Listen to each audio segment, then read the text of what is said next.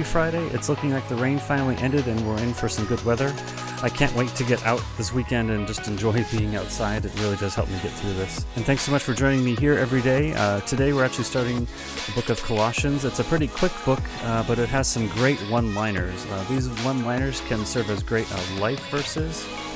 Do you guys have any life verses? It's a verse that is really important to you that you will remember your whole life.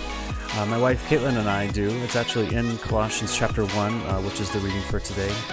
When we got married, we really wanted to remember this verse, and we actually have it engraved on our wedding rings. Our verse is this. It's actually Colossians 1:17. In him all things hold together. We chose that verse because we knew that our marriage needs Jesus at its foundation if it's going to survive. And we also need to forgive each other. This is just super important to being in a marriage and being in any relationship. But even bigger than that, we trust that God has a plan for our life, a plan for our marriage. This really helps us navigate all the storms in our life and marriage. And looking at this verse in context, it's talking about how amazing Jesus is. It's easy to think that Jesus was just some smart teacher or something like that. But this verse and the verses before and after it really show that Jesus is much more powerful than just some kind and smart person. Paul is talking about how Jesus is God, and because he is God, he literally created everything and literally holds everything together. This is not hyperbole. Sometimes in the Bible, the authors would use hyperbole. They would say things in an extreme nature just to prove a point, but that's not the case here. It's hard to wrap our brains around, but Jesus is 100% God and 100% human at the same time. And because he was God, he literally had control over everything. Jesus has the power to create and destroy the universe. He has power over time itself. He has more power than all the energy combined in the universe. He is God. This is really amazing, and it's hard to wrap your brain around that, but it's important just to think about that and pray.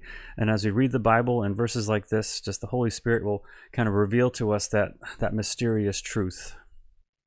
And as Paul ends this section, after talking about how powerful Jesus is, he talks about how he still died on the cross, that he laid down his life. He wasn't forced to do it because no one could force him to do anything that he didn't want to do. He was God, but he willingly laid it down for our sake so we could be forgiven. Applying that to our lives today, like I mentioned before, it's a great life verse, and it's helped my wife and I navigate being married.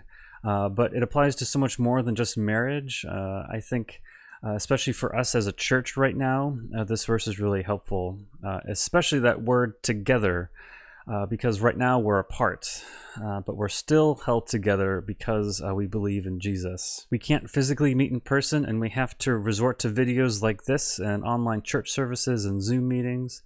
While I'm super grateful for that, I think we should use the technology that we have to its fullest. I'm really looking forward to being together in person, but in the meantime, we still have Jesus, and he keeps us together. Thanks as always for joining me here. If you could do me another favor, if you have reached this far in the video, can you hit the like button? It really does help us keep track of how many people are enjoying these videos every day.